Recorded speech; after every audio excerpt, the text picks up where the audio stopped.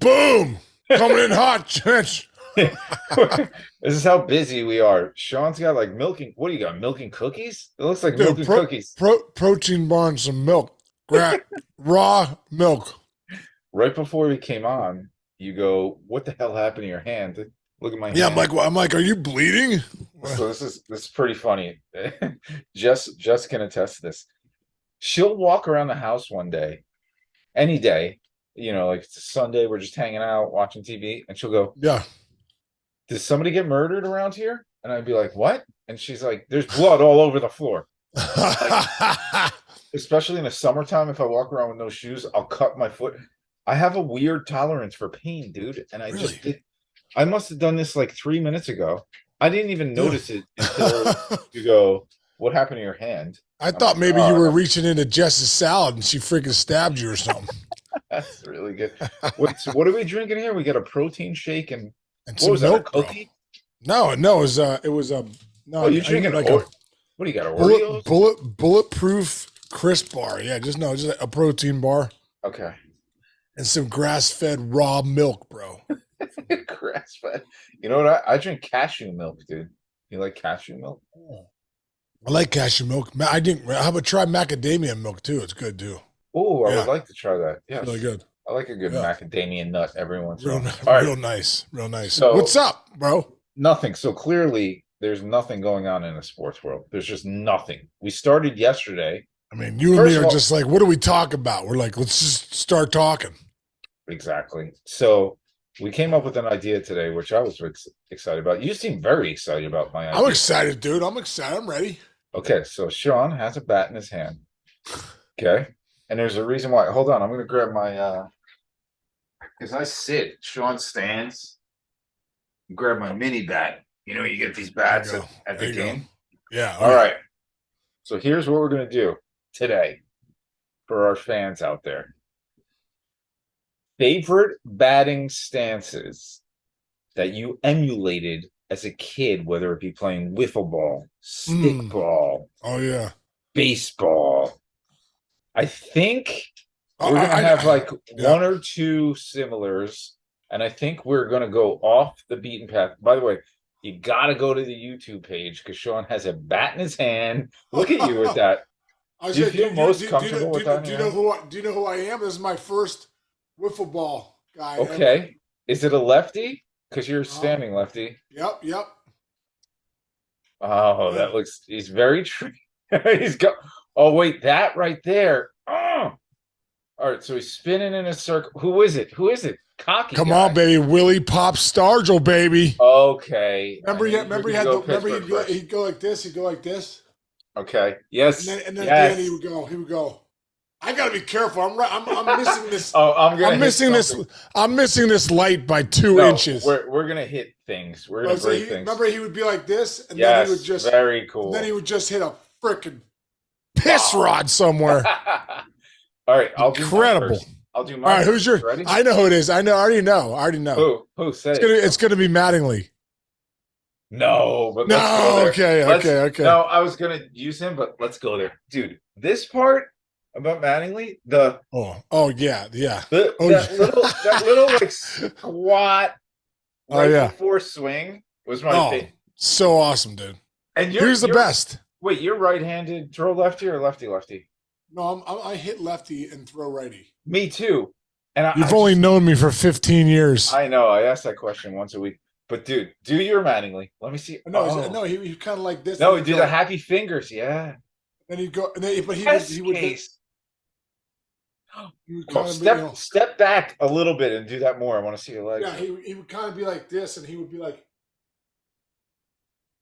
Yes, dude. With the fingers, you yeah, got he it. would, Dude, you and even got his he would like yeah, and he would. puff up his lips before. Yes. I used to love Donnie Wow. baseball, dude. I had the Sports Illustrated poster. I think it's still up in my Yes. room. The hitman? The all white in the all white poster Yes. with Yes. yeah. All right, guess this one. I think you can. And I think All you're right, gonna do all pretty right, good. Ready? all right. Wait. Look at my Julio fingers. Franco. Yes. Yeah. Dude, he had like two fingers on, bro. He'd be like this. Yeah. I okay.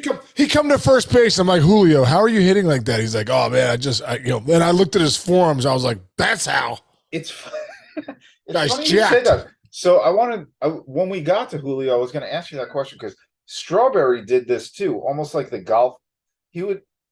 Yeah. Oh no! Wait. Oh no! He did this. Like he took Dude, his strong.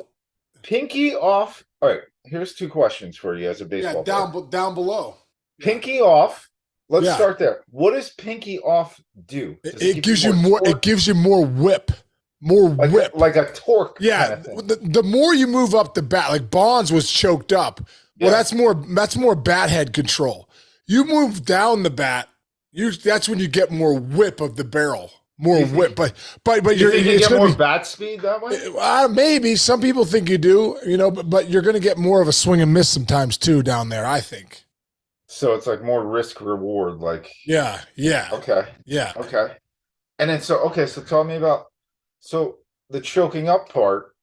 Like Yeah, what does that do? well, when you play like Pepper, the old school game Pepper, the guy throws your, boom, you can put the bat head wherever you want it. Well, that's what you start choking up. I got more. The more I choke up, the more control I get. Mhm. So that's why when Bonds choked up, you're like, man, this is one of the greatest hitters ever. He's choking up, and he was right, man. He had so much bat head control choking up. So I have a question for you as a former 302 career hitter. Right. What are you top 150 of all time batting Yeah, average? Not a big deal? 167 or something like Okay, that. No big pretty deal. close. Okay, so I had a coach tell me this when I was a sophomore in high school going into my junior year. You know how you do the knuckles? You kind of match up these front knuckles. Yeah, the knocking knuckles. Okay. Knock on a door. There you go. Yes, the Yeah. knocking knuckles. So this guy told me, let's just say there's a runner on second with no outs. What do you want to do? Right there. At least hit a ground ball to the right side, right? Right.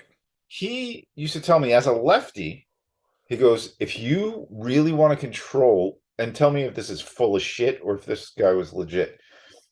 If you really want to control pulling the ball, take those knocking knuckles, take your top hand, and put I guess you would call these like the fighting knuckles. Yeah. If you put it like that, if you turn, You'll those just roll. knuckles more, You'll roll over. you'll have a better time rolling over a ball. Do you agree Yeah, or disagree? I mean, I agree with that. If you have your knuckles like that, you're going to roll over because you can't look. You can't really.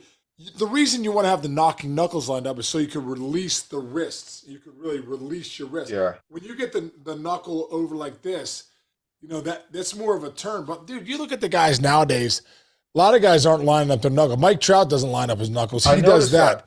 He has one, but he lines up these knuckles, the knocking knuckles, With and then the fist knuckle. yes, Let's call it yeah, the with the- punching knuckle. Yeah, I've seen with the that too. punching knuckle. Yeah, exactly.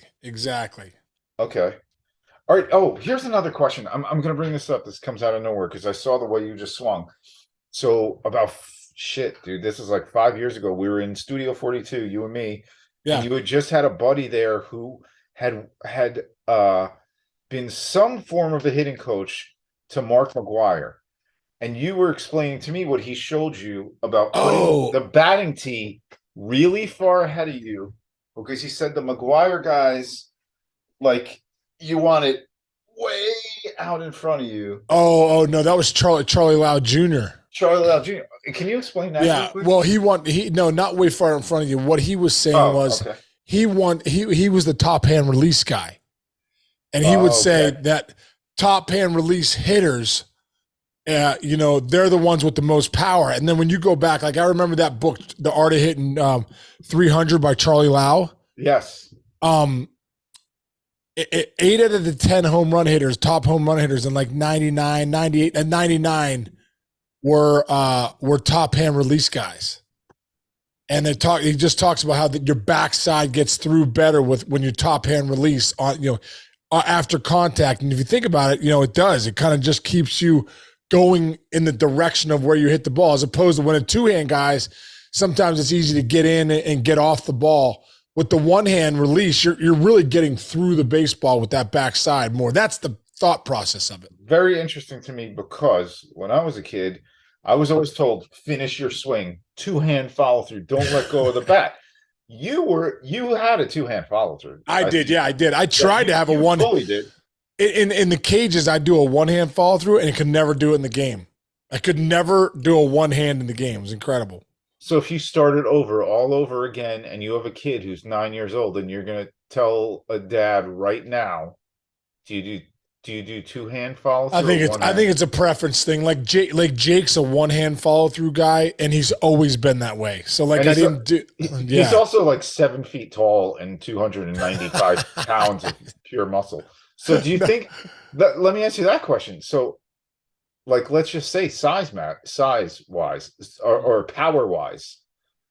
If you were a power guy, would you use one or the other? And if you were a contact guy, would you use one or the other? I think if you're a power guy, it's probably more of a one hand release. Okay. And if you're I don't know, dude. It kind of goes with like prep. That's really a preference thing. It's almost like a stance. Because remember, you hit the ball and then you release your hand. You're not using one hand. As soon as you hit the ball, then you're letting your top hand go. And I think there's just more power behind that. Yeah. So at the end of the day, it's literally your contact is here. And whether your other hand. Now the one thing I guess there's a ton of guys that are two hand hold it on, one hand release. It's really a preference, dude, more than anything. Yeah. What do you think about, like, remember Walt Reniak was like the hottest thing in the world when Robin Ventura and those guys? Yeah, Frank Thomas and Robin. Yeah, he was a White Sox hitting coach. He was and he was also a Charlie Lau disciple. Yes, exactly. So that's why he was the one hand top hand finish. Did you ever try that or did you not? I never I was like I don't think I could do it. But like, I tried it. Yeah, fun. Dude, I tried. Cool, by the way, dude. I don't know. I was more of a two hand guy, and not that I was times I wanted to be a one hand guy. I just couldn't. I couldn't do it. My brain wouldn't do it in the game. It would not let me do it. Yeah, I was similar. You know, did you ever have the time? Like, oh well, you played 162 games a year. How good did it feel, even though it's not good, when you would hit a ball so hard that you would freaking finish your swing on the back of your shoulder? It wasn't more hitting the ball; it was more a swing and miss, a bad swing and miss. Is that when that happens? Yeah. I love that though. I always felt very tough. Who were some other guys you liked, dude? Who were some other guys you emulated? Emulated. Oh, I would always do. I actually, for like a year in like grade in like my 8th grade, I did the Ricky Henderson like. That yeah. Like this.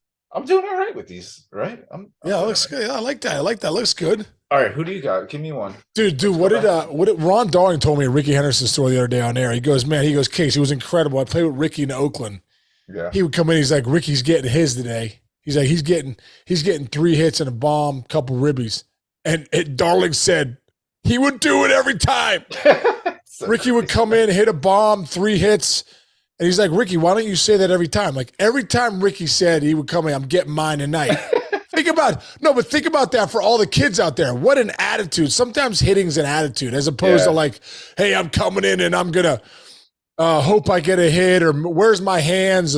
Where's my feet? Let me get my technique right. No, sometimes it's an attitude like, no, I'm getting mine tonight. Like, that guy's just a pawn in my game. That ball comes over the plate, I'm hammering something, and I'm getting a bomb and 3 knocks. That's so cool. I remember working with John Crook back in the day, and you look up to him too. Like, very similar. He could hit, man. Yeah, oh, dude, he could rake. Yeah. And he goes. There were days. He's like, I asked him. I'm like, how do you hit 300? I remember asking this, and he's like, here's how you hit 300. On the days you go out there and you look at a guy warming up and go, if I don't get at least 3 hits today, I'm retiring in the game. And he's like, and you needed to get at least 2 hits off of that guy that you knew you were better than to hit 300 in the big leagues. Do you agree or disagree? Dude, I go back to what Hank Aaron said years ago. He goes, I didn't make my living off 1 and 2. I made my living off 3, 4, and 5. It's the truth, man. You want to hit 300 in the big leagues, you better get your 2 to 3 hits off your 3, 4, 5 starters. Right. Because when you're facing a Maddox or a Roy Halladay or Randy Johnson, you want Glavine, 1 for 4. Oh for Dude, 3 with a walk. if you got it, yeah, 0 for 3 with a walk was a good day. Really? Seriously, Like, if you got out of there with, I remember facing Roy Halladay one day, and he was so dirty. We were in Philly. I think it was Philly. No, it wasn't Philly. No, it was Toronto. We were in Cincinnati, and I got a hit off him. I lined one to left, like early, like my second at bat. I'm like, all right, man, it's over. that's everything after this is gravy. Like, thank God I got a hit. Like, yeah, exactly. Like, some guys are so good, but that's the mentality of, yeah, you see a guy out there 4 or 5 starter, I get to get 2 before he gets out of the game. Wow. Like, I need 2 tonight. Like, this guy, he has nothing for me, and also like getting that long reliever that comes in to eat some innings, you got to get those guys too. So there's certain guys, that you can get, and that's also why I think, we talk about career 300 hitters or guys who hit 300, like, oh, that's not that big a deal. It's a big deal to the player. The player knows he's being consistent when he's hitting 300. He knows he's showing up. And also the 300 hitters, they hit the best pitchers. They hit your 1 and 2 starters. They hit your closers.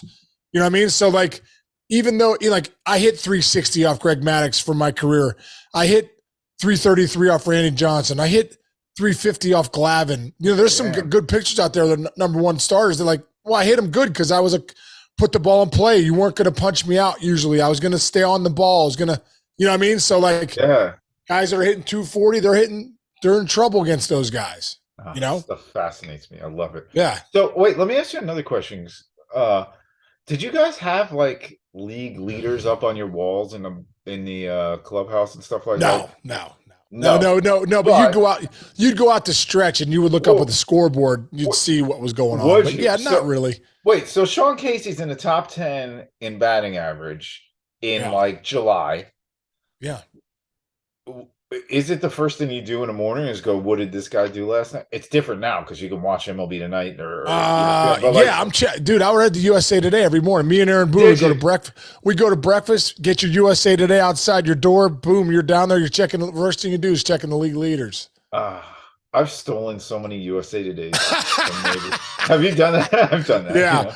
I was like, oh man, I didn't get a USA Today. I'm going to grab this guy's real quick. I've done it before.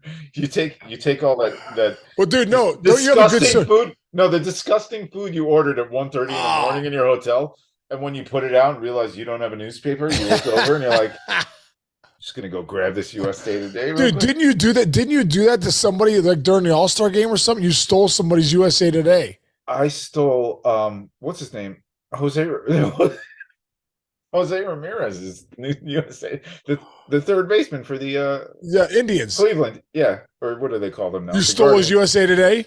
Yeah, and then like 2 minutes later, he's like walking out in his underwear while his whole family was yelling at him because he was late for the red carpet at the All-Star game. Dude, I swiped that thing so quick. And he's like, "Where's my USA Today? That's why I'm late." Like, Chinch has it. Chinch has it. I forgot about that. I'm glad you remember that. All right, give me one more stance. Give me another stance. Oh, dude, it was my favorite. My favorite one was the Cape. I knew it. Will Clark. Oh, yeah, there you go. You have the open stance. Oh, you got it down. And just, he'd be kind of like this, twirling his hands, and then he would just hit a freaking rocket in the gap. A laser beam. Dude, we have not had Will Clark on yet. I gotta text him. Yeah, that's your fault. I will. I'm gonna get him on. Get him on. I got a non-swing thing that I used to do all the time, and I don't know if you're gonna remember this. I got to do it lefty, but Dave Winfield would go up there, and I basically taught myself how to do this. When he would take a close pitch, and almost swing, and he would do it a half swing. I don't know if you remember this. He would go like this. He'd stand there, and he would take the pitch and go, and he would tap his cleats. So like when he took like a half swing, he'd go like almost as if that like he was trying to pretend not to swing. I always tried to do that when I take a close pitch. Who else? Talk about getting the ball out front. Dave Winfield, dude.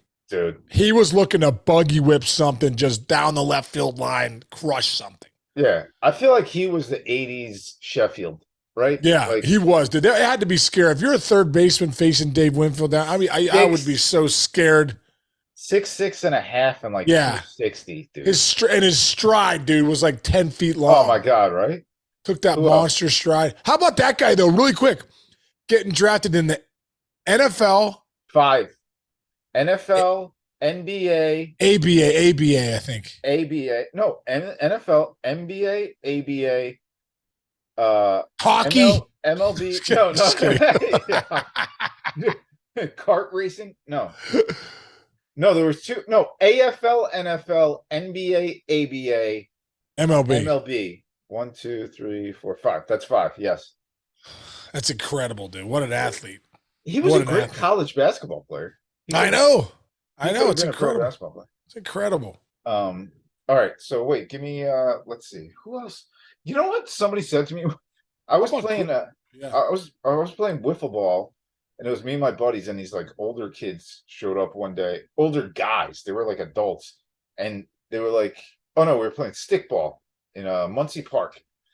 And these guys came, and we played against them, and we were pretty good. Like we were good, and they were not as good as us, but they were obviously older by like 10, 15 years. They were like in their 20s. We were like 15, 13. And I remember this one guy saying something to me, and it really insulted me. And it's very weird. He goes, this kid's stance is like Wade Boggs. And I remember going, I hate Wade Boggs' stance. Because remember, Wade Boggs stood like he would be like, he was out. like, yeah, his hands would be Yeah, out like- here. Yeah. he looked like the dorkiest hitter ever. Even But though he could rate, dude. I think he did it because he went off the monster so easily. He would just do Yeah. that and shoot it to left center. Yeah, he started with his hands out and pulled them in. Yeah. Oh, I got another one. You give me one. Do you know Wade Boggs talks to ghosts? Yeah, he also eats Yeah. chicken, and there's some really crazy stories about Yeah, hotel rooms, yeah. but we're not going to get into that. yeah.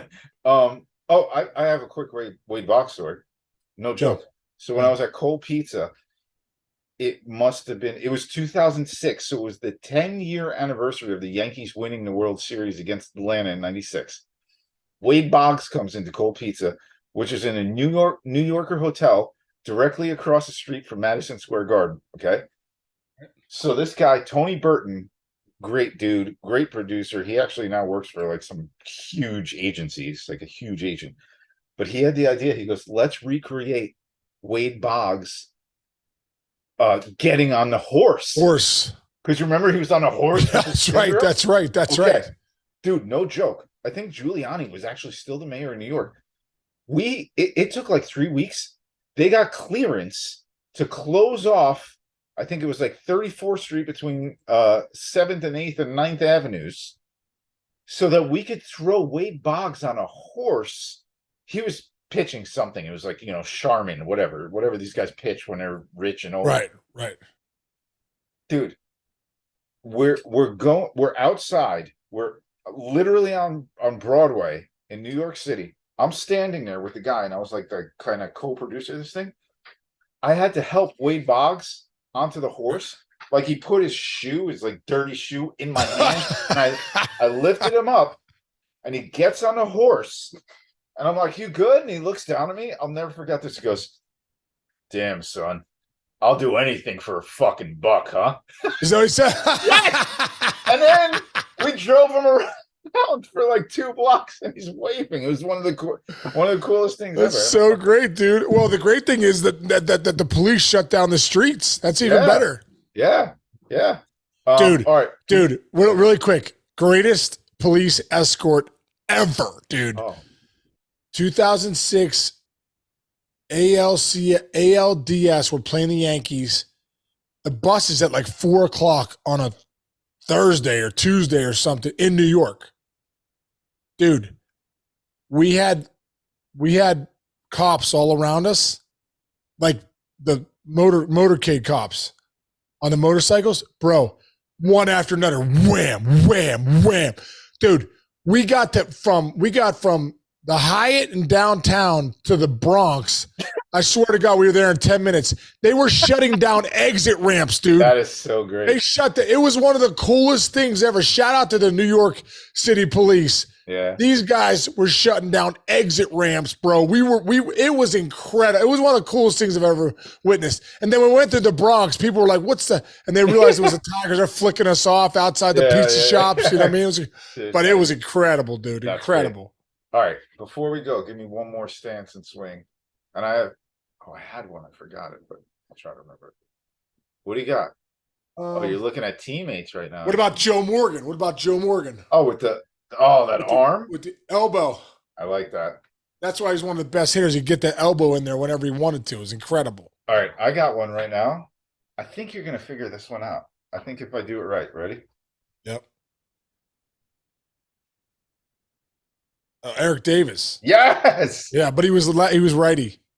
Yeah, he was righty. But he would go like this. Yeah. And then we would just go. And just hit a absolute bullet, dude. Absolute rock. We had anyone hasn't seen it, we should put up the Eric Davis Eric Davis episodes. Incredible. That's one of my favorite episodes. Do that this Friday. Cool. Yeah, okay, do that. This Friday we'll do the flashback. Eric Davis Friday. All right, man. All right, let's run, man. That was fun. All right, Chichi, great, dude. Hey, to everybody out there, thanks for listening. We appreciate it. We will see you tomorrow. Chichi, I'll see you tomorrow. Good job, bro. Eric Davis is righty, though. Don't forget.